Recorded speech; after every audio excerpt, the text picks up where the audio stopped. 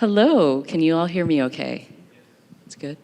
All right. Well, thank you so much. We are the closing panel, and I know it's been a long day, so I'm very excited to moderate this panel on the value of open source software for federal programs.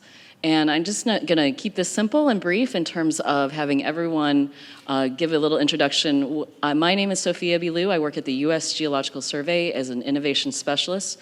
Mostly I work on open science, or what I like to call participatory open science innovation. That includes crowdsourcing, citizen science, prize competitions, and I'd like to include that with open source because I think it's a really important area and very excited to have our experts here. So I'll just start along the line with Amanda. Hello, my name is Amanda Bright. I'm a lead artificial intelligence data scientist, to get all the buzzwords there, into one title.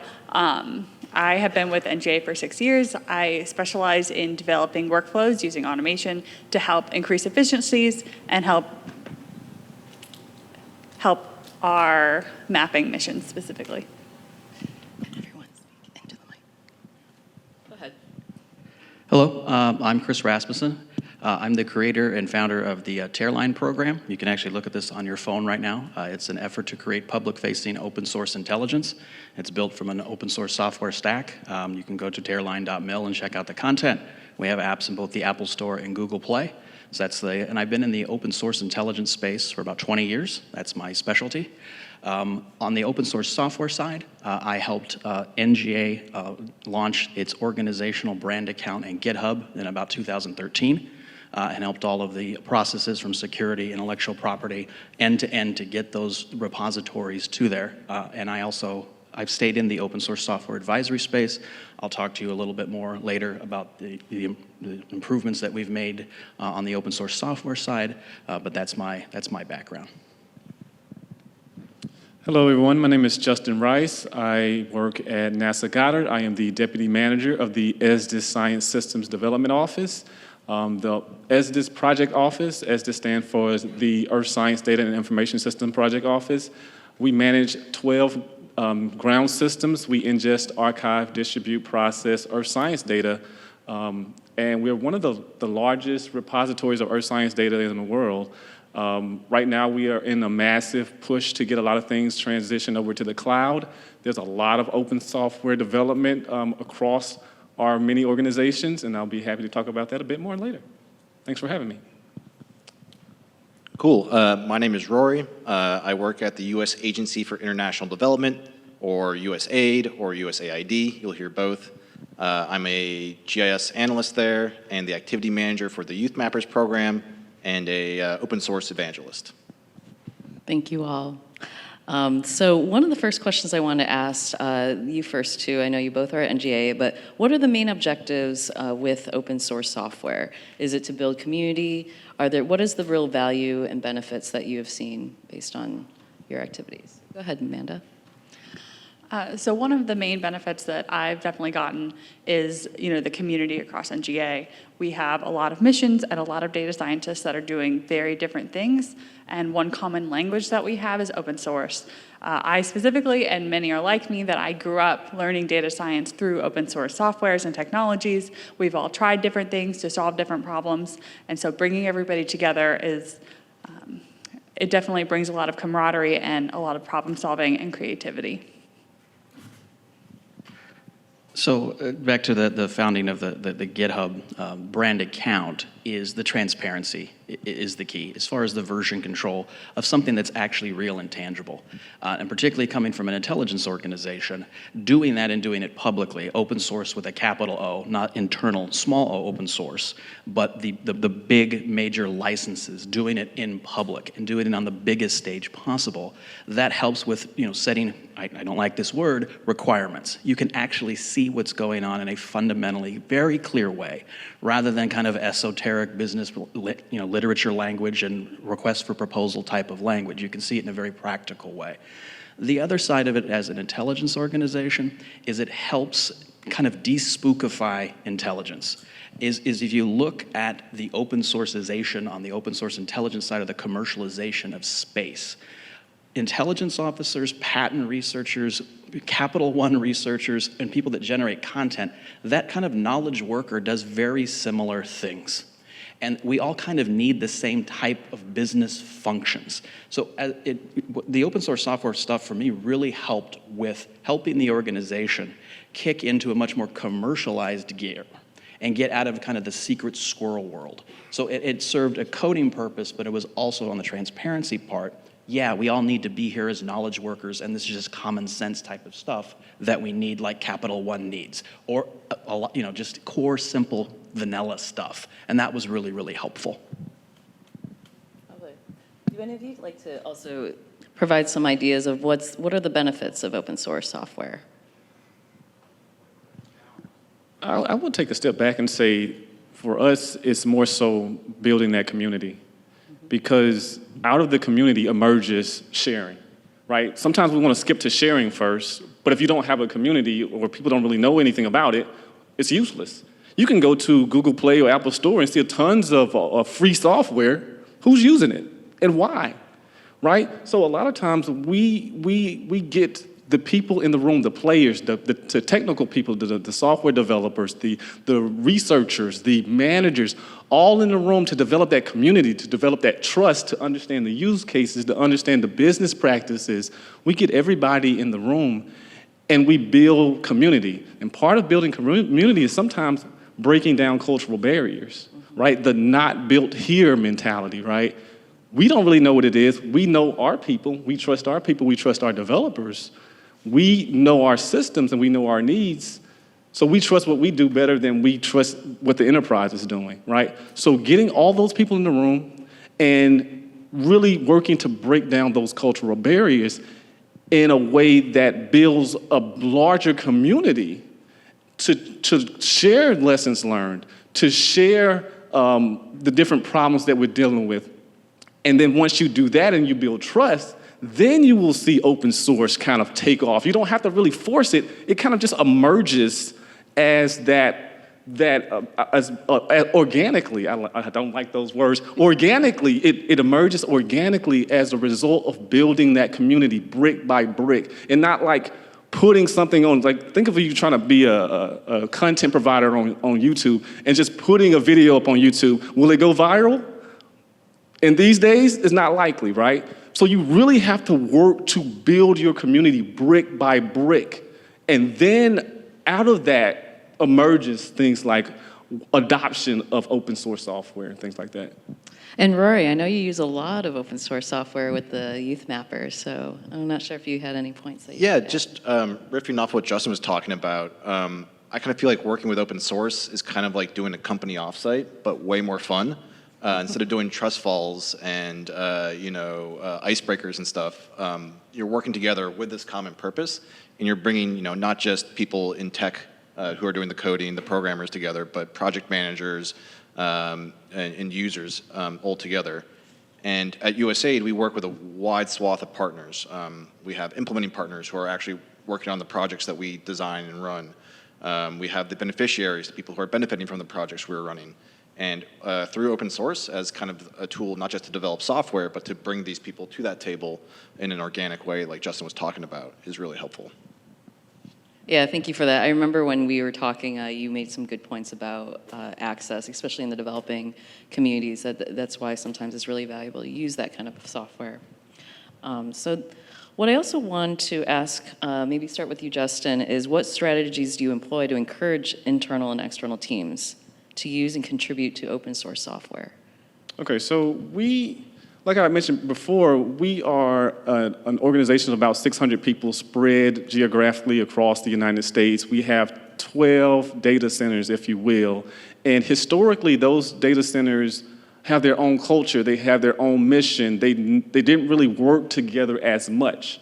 But now as we're moving to the cloud, all the data will be in one place. Why aren't we working together? So we had to work with each one of the data centers to kind of break down cultural barriers. And we did this by taking developers from each one of the centers, if you will, and having them work together on the same team at the enterprise level. So I'm at ESDIS at the enterprise. We manage 12 different data centers, Each one of those data centers historically has their own mission, their own objectives, their own user community, their own developers. And we're saying now that we're moving to the cloud, we're going to take some of your developers from your center, and we're going to work together virtually, helping create these virtual teams such that you all learn how to work together on hard problems. Because let's be honest, the easy problems have already been solved. So what we're beginning to see now that we have these cross-organizational teams is that it's slowly breaking down those barriers, right? It's like the not built here mentality is slowly eroding. And we begin to see people from different data centers volunteer more and more developers. How can we work together more? How can we bring in external organizations, right? One of the reasons why I'm here today is to help build community, to learn more about what's being done and to partner with other organizations, right? We don't want to do this in a vacuum. We don't want to keep rebuilding the same tools. We want to be able to solve those harder problems. And in order to do that, it takes all of us. It literally takes all of us to solve these problems at the scale we're trying to solve them these days.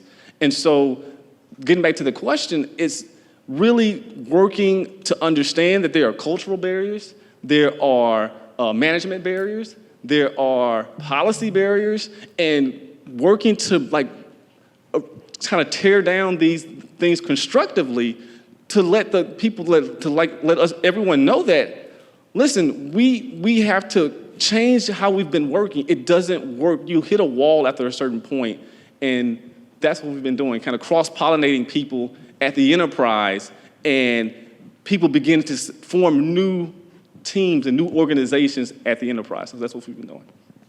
Yeah, you brought up some good points, because one of the things I wrote in my dissertation was looking at, I created an acronym because everyone loves acronyms, but STOP. So the socio-cultural, the technological or technical, organizational, and the policy or politics barriers. And hopefully if we deal with those barriers, we can really do some serious innovation. But thank you for pointing out the various barriers that we need to look into.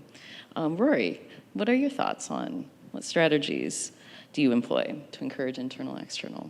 Yeah, first of all, Justin spot on with a lot of things, but I did find it a little funny that the NASA guy doesn't want to work in a vacuum. Isn't that kind of one of your big spaces? But no. Not that vacuum.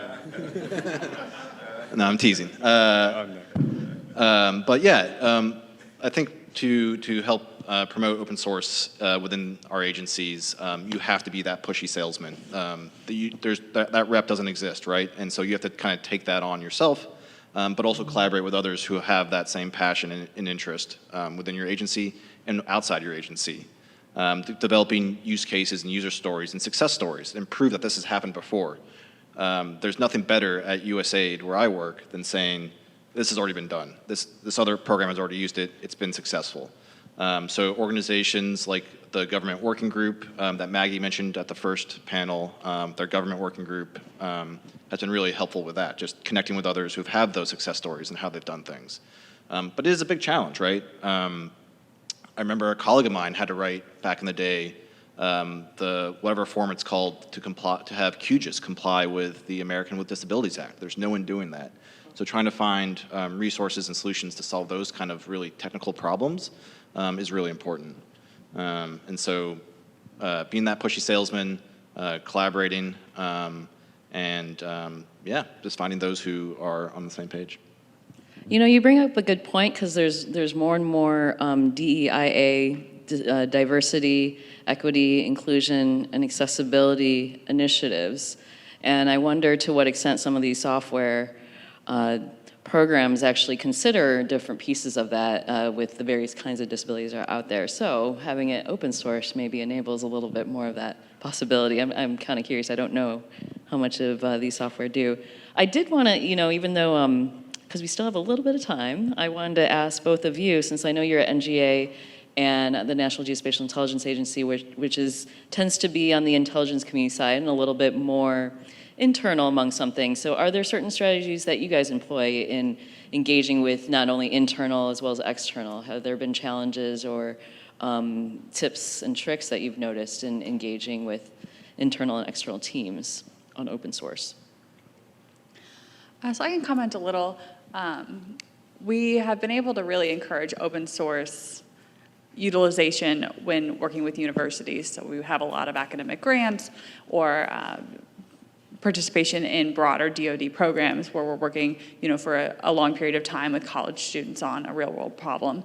And so, they of course use open source software, which really encourages us to kind of be able to contribute back, to really have a full collaboration with these teams, because these students are incredibly creative and they really are able to push the boundaries and think outside the box. And, we as NGA get a lot out of these collaborations as much as they do. As far as, I mentioned that I've been in the open source intelligence space, and there's, of course, cross-pollination between, kind of the flatness and transparency with open source software. But one of the things that was helpful to get people to not be afraid to put software into GitHub came from actually the intelligence side of the house with very practical rules. I ran an effort 5 years before COVID, 100% unclassified telework effort that did nothing classified. It was 100% unclassified, everything. And one of the challenges that we had historically, there had been jokes about it in the open source intel space for a long time, is the agency's interest in X is classified, and the X could have been anything. So I said, well, that's just not true, and everyone knew it wasn't true. So, but how do you come up with practical rules that people remember? People do not remember regulations. They remember stories. And there was 2 questions that came out of this effort called the Pathfinder that helps with, even on the open source software side. And if you look into the Tearline application that I mentioned earlier, you will see this philosophy practiced to ask these 2 questions on whether it's safe or not. Does the group under study actively hide their behavior? Would they change it knowing that we're watching? And if the answer is no and no, you have a very safe question. So on the open source software side, when you want to contribute back or just put the repository out there, you have to ask, what is fundamentally are we protecting here? And the answer isn't everything because I work at NGA. You have to run it through a more calculus. Is there patentable level things that I should hold to my vest? Or is there truly a security thing that can be used to game the system in a real way?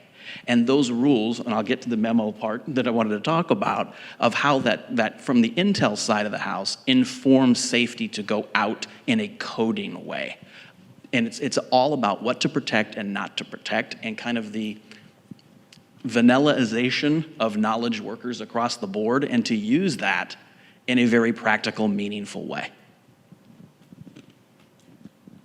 So I know you kind of just started talking about it. So, one of the questions we had talked about was, why does contributing back to the open source communities help? And how can you do it effectively? So I know, and I had to do it as actually print out the memo.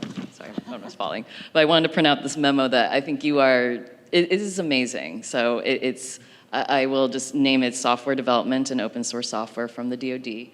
But wanted to have you explain a little bit more of why, outside of the open source software and us using this and pushing our government software programs, where 20% of our programs should be open source based on the federal code policy, why is contributing very important as well?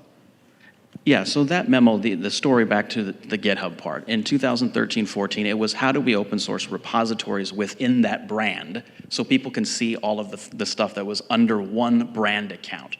Prior, you had NSA donating things to the certain software foundations. You had repositories that were hanging out there named after the repository, but the breakthrough there was under one brand, right?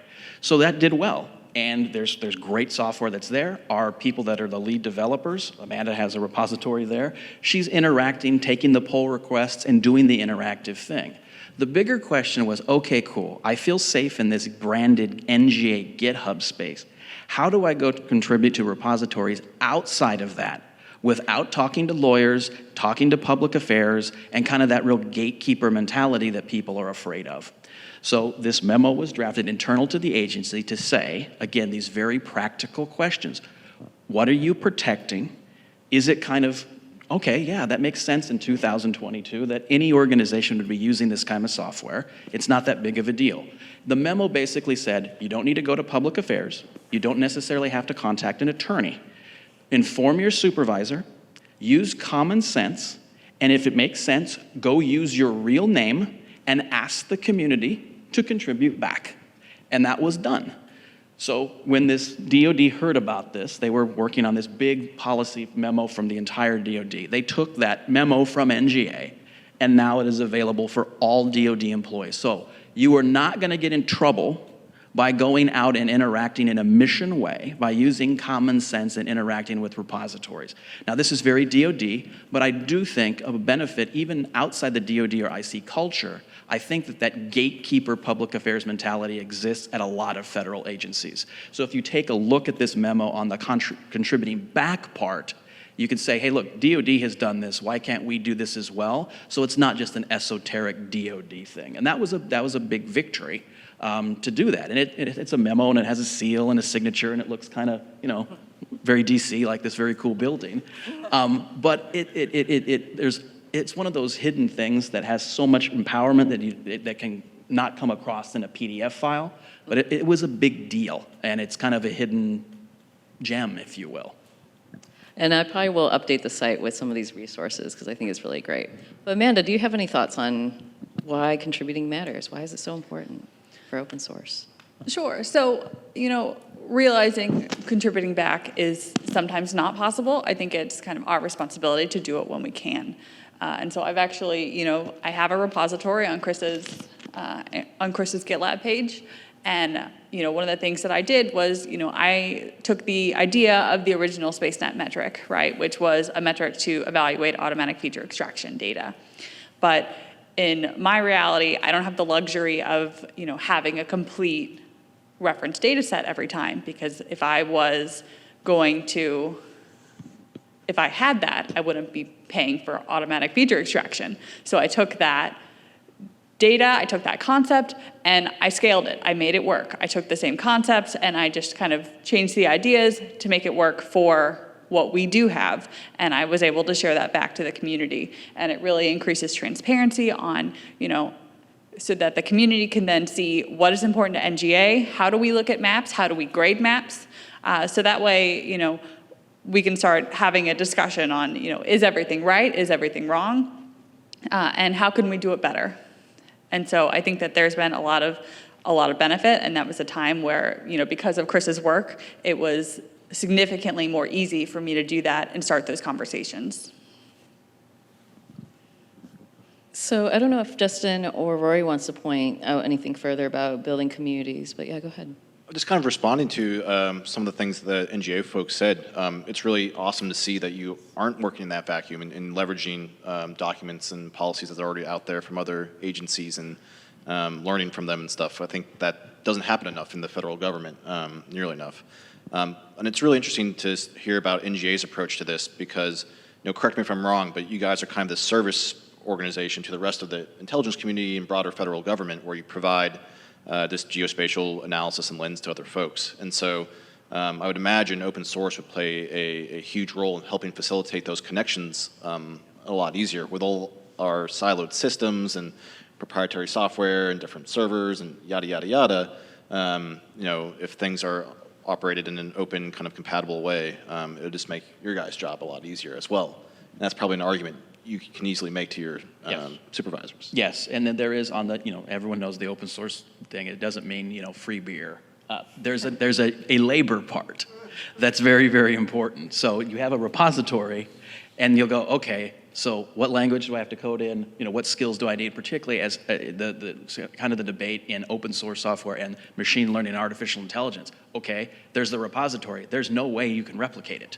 So just because it's open source doesn't necessarily mean you're going to be able to replicate it if there's incredible compute resources. But there's the developer side, and that tends to be the technical audience. But it just helps, again, to that cultural piece of just the kind of the less spooky type of assumptions that really help with kind of the GitHub push to put it in a public way. And, with the policy, there was something that recently from the Crowdsourced Instance Science side, there was a Crowdsourced Instance Science Act, and we've got this policy. However, these activities have been going on for a long time in some federal agencies. There weren't necessarily a need for there are existing authorities that allowed us to do that, but with these kinds of policies, do you feel like it has been really helpful? I know in the federal government it can be a challenge if you don't have something from the top down that's saying it's okay. When there are folks that say, is it okay? Then it creates a challenge. And so have you found, this has been out for about a year, have you found that it's been really helpful in changing, cultural change is a challenge sometimes. And so I wondered if you've noticed any change. So I'll use an anecdote from 40 minutes ago. I was talking to Amanda what I was going to talk about, and I told her about this memo. She's like, we can go do that?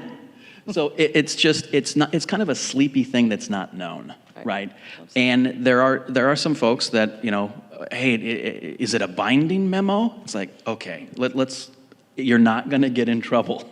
It's just clear. This is not going. You're not going to get in trouble to do it, and that's been the challenge, right? Even if you have the citation, well, okay, but what does my boss think? So there's these different layers that need to fall into place, but it definitely helps by having the big overarching document for sure. But again, these things have been going on and building up for a while, particularly with the commercialization of NG's, what historically was the classified space. So the commercialization of space, and then the issue, and then of course what's happening on the ground as well, it is just kind of ratcheted down the level of kind of behind the firewall mentality. So there's been a lot of progress. A good kind of measure is if you had someone that joined the organization in 1984, would they recognize the organization coming in 2022? And I think in many pockets, they would be very surprised on the level of things that are totally different than when, that's a good assumptions check, kind of like the time machine model to help how much things have changed. Still more to go, but I like to use I think that people would be, wow, I didn't know I can do all this and didn't have to go ask permission for it. Absolutely. Now, earlier you were kind of speaking of space, so I just want to go to you, Justin, from the NASA side.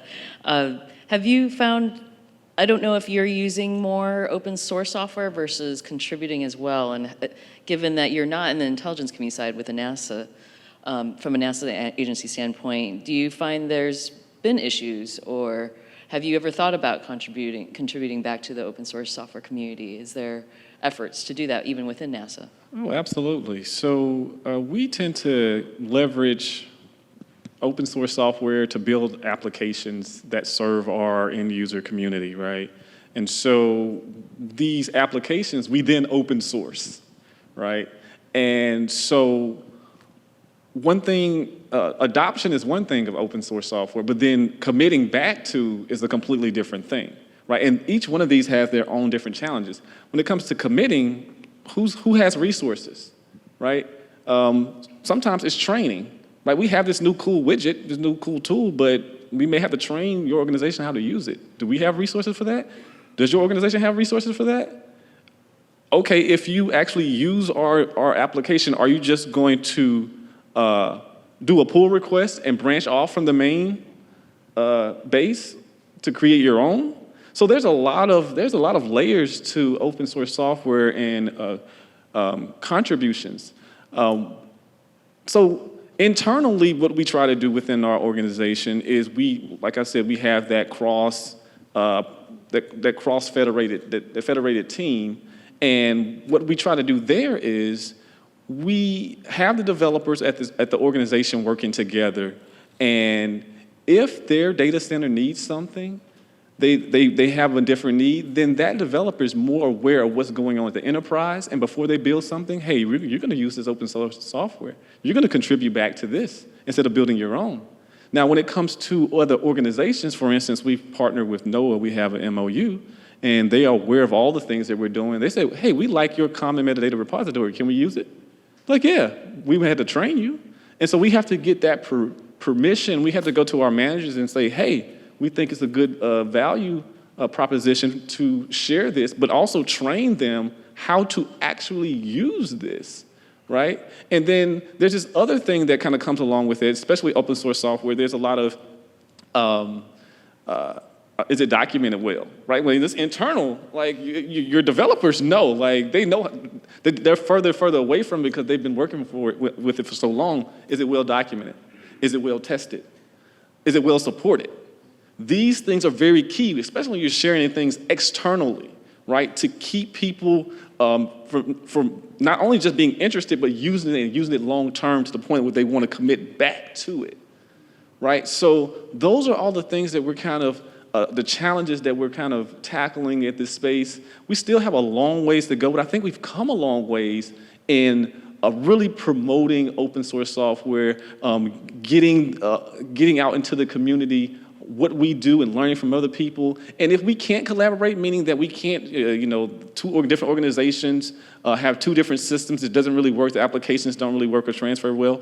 Well, how about this? How can we use open standards? How can we have our systems be interoperable? How about that? So we collaborate with OGC, we go to AGU and all these other conferences, talk to the users themselves. What do you need? We like to geek out on all the technical stuff for data systems, but what do you need? Because if we're building something that you don't want to use, then it doesn't really matter anyways, does it?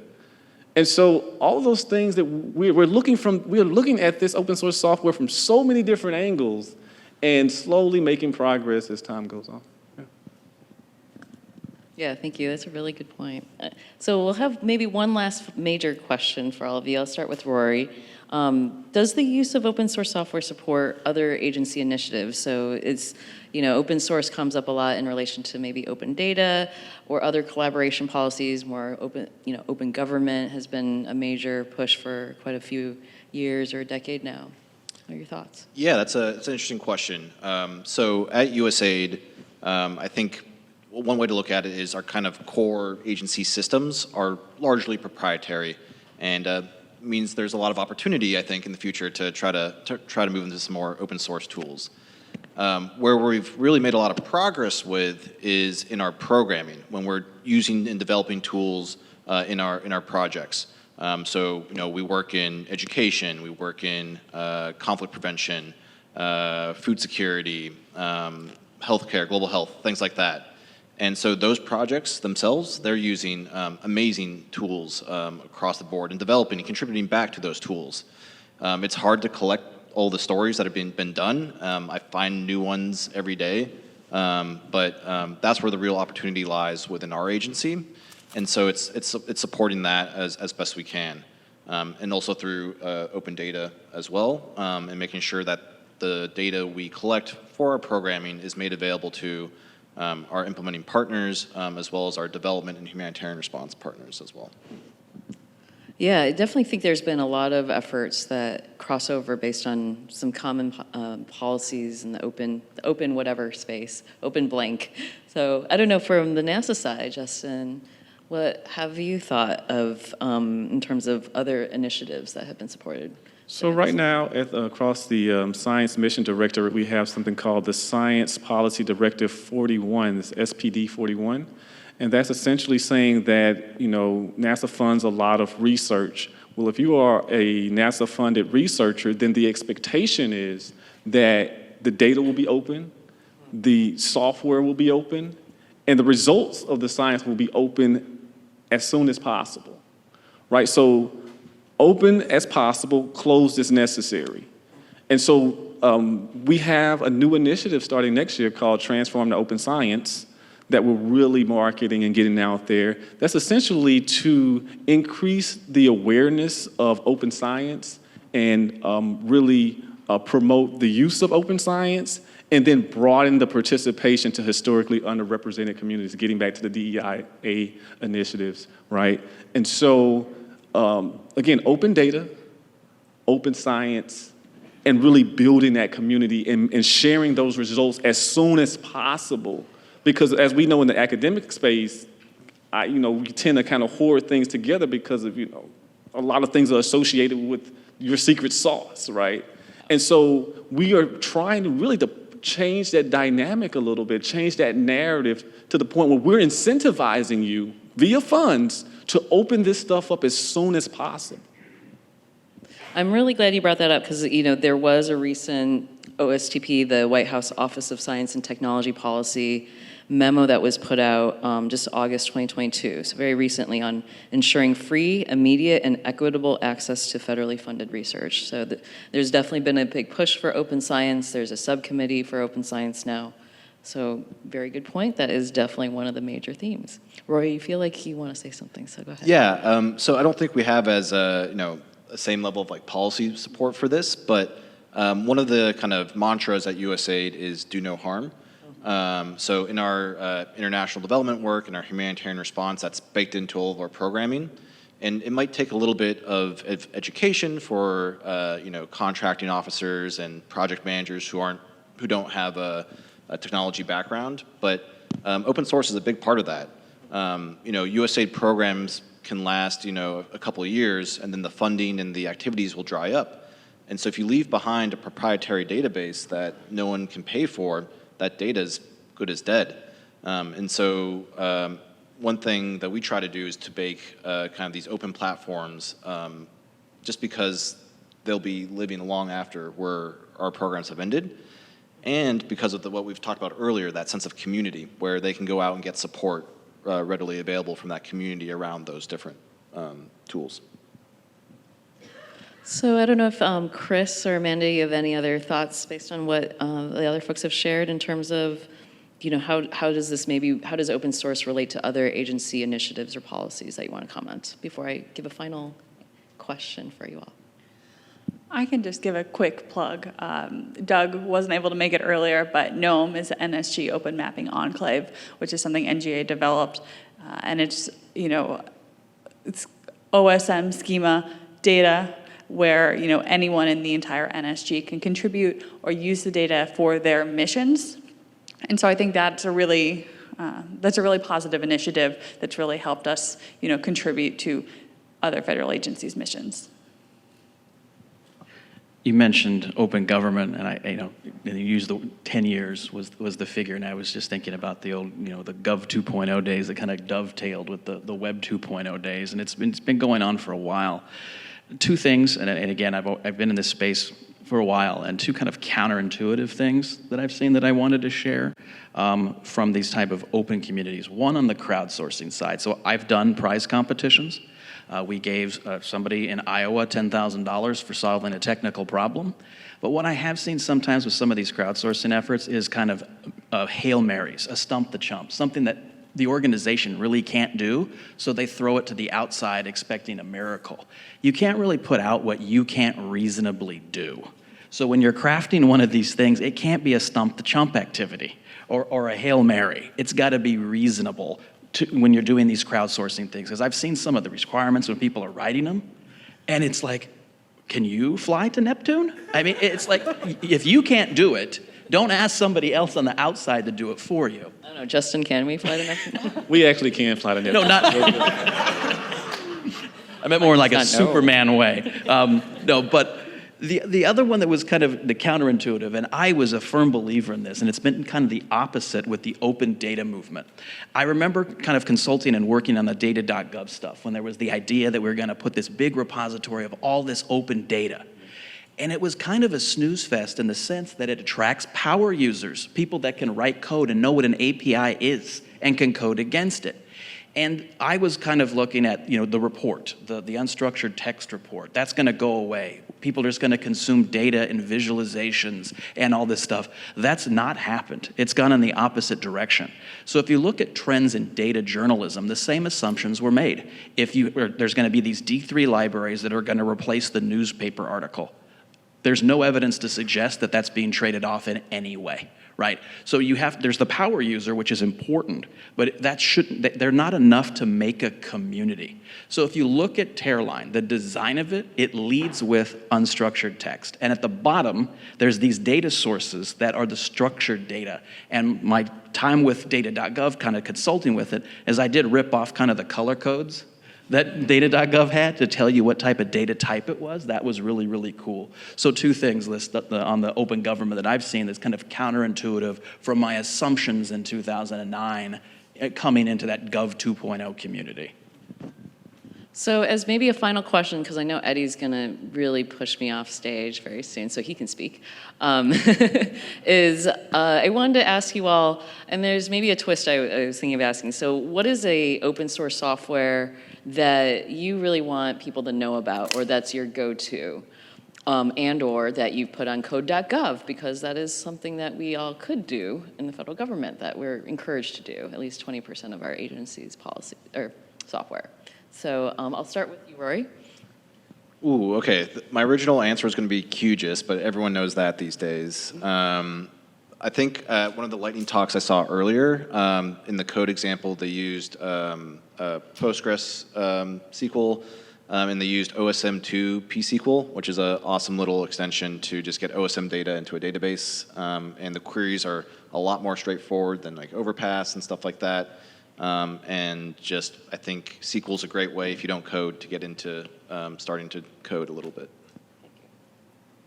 GDAL is very popular in our community, and what we do is we wrap it around, we use our APIs to wrap it to kind of integrate with our systems. We have some more homebrew applications, open source software applications such as the Common Metadata Repository, meaning that this is what enables a scientist to search all our data holdings, right?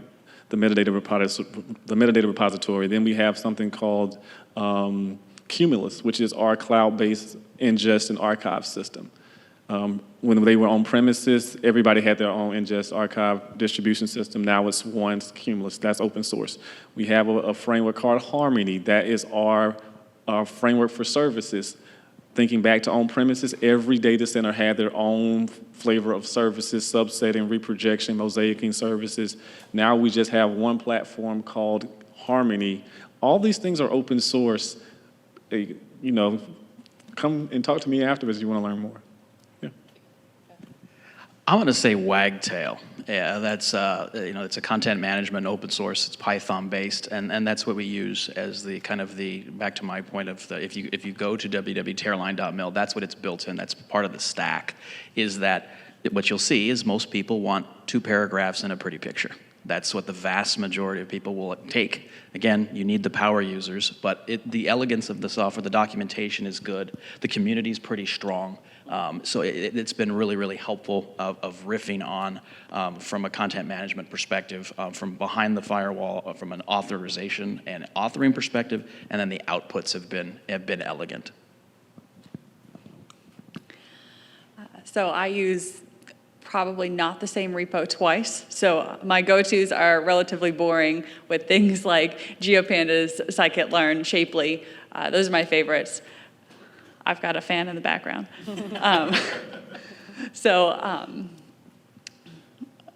But lots of things have been fun. Things like Pix for GANs, or sort of like GAN-flavored decision trees have been very interesting lately. So I would say something that I've been using recently is Teria.js. So how many of you have heard of Teria.js? It's a geospatial catalog. So that's been fun to use. What I did want to do in my last couple minutes is, and I know I didn't really introduce this in the beginning, but you'll kind of notice that there's not 6 of us up here.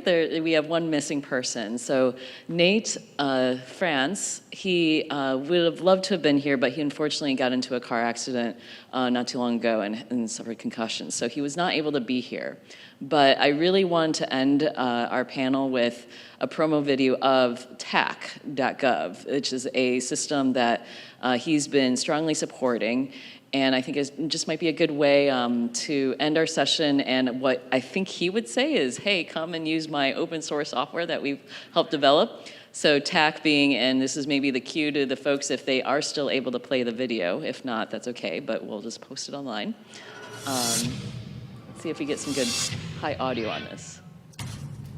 Are you able to turn it up? Perfect.